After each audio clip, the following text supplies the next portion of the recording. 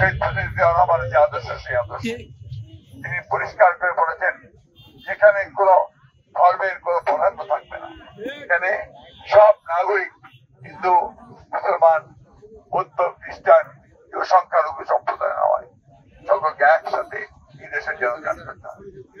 তাই আজকে যারা ষড়যন্ত্র করছে সাম্প্রদায়িকতার নাম করে দেশে স্থিতিশীলতা সৃষ্টি করতে চায় তাদের বিরুদ্ধে রুখে দাঁড়াতে হবে। নেতা কর্মীদের কাছে স্পষ্টভাবে বলতে চাই আপনারা আপনাদের দায়িত্ব এখন আপনারা আমাদের যে হিন্দু সম্প্রদায়ের ভাইরা আছে খ্রিস্টান সম্প্রদায়ের ভাইরা আছে তাদের প্রতিজ্ঞা যে আঙ্গুল তুলতে না পারে, তাদের উপাসনালয় মন্দির তাদের চার্চ তাদের যান মাল নিরাপত্তার দায়িত্ব আপনাদের। এখন আপনাদের অত্যন্ত কঠিন সময়, এই সময় এই বিপ্লবকে যদি আমরা সংগত করতে না পারি তাহলে আবার অন্ধকারে তলিয়ে যেতে হবে।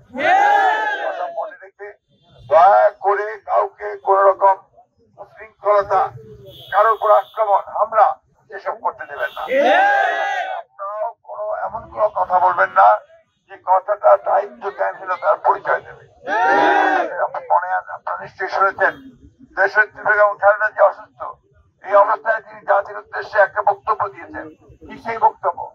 তিনি পরিষ্কার করে বলেছেন যার হিংসা নয়, প্রতিহিংসা নয়, প্রতিশোধ নয়, আমরা সবাই ভাই এর মতো আমরা শান্তিময় বাংলাদেশ হয়ে তুলব।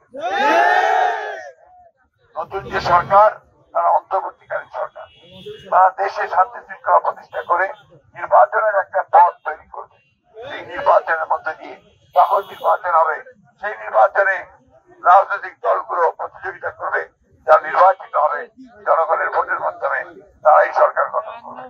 সুতরাং কেউ কোথায় কোথাও জবর দখল করতে যেন না যায় সেটা আপনাদের দায়িত্ব, ঠিক আছে? প্রবাসী সবসময় লড়াকু আপনারা যে লড়াই করেন এই যে আওয়ামী লীগের যে ভয়াবহ চক্রান্ত তার কাছে মাথা নত করবে না। জনগণকে ঐক্যবদ্ধ রেখে সমস্ত প্রতিহিংসার বাইরে থেকে শান্তিময় বাংলাদেশ গঠন করবে, ঠিক আছে? কথা দিলেন আপনারা? বেগম জিয়ার জন্য কথা দিলেন, আরেক রহমানের জন্য কথা দিলেন। ইনশাআল্লাহ বিপ্লবকে আমরা সুসংগত করবো। বাংলাদেশ বাংলাদেশ।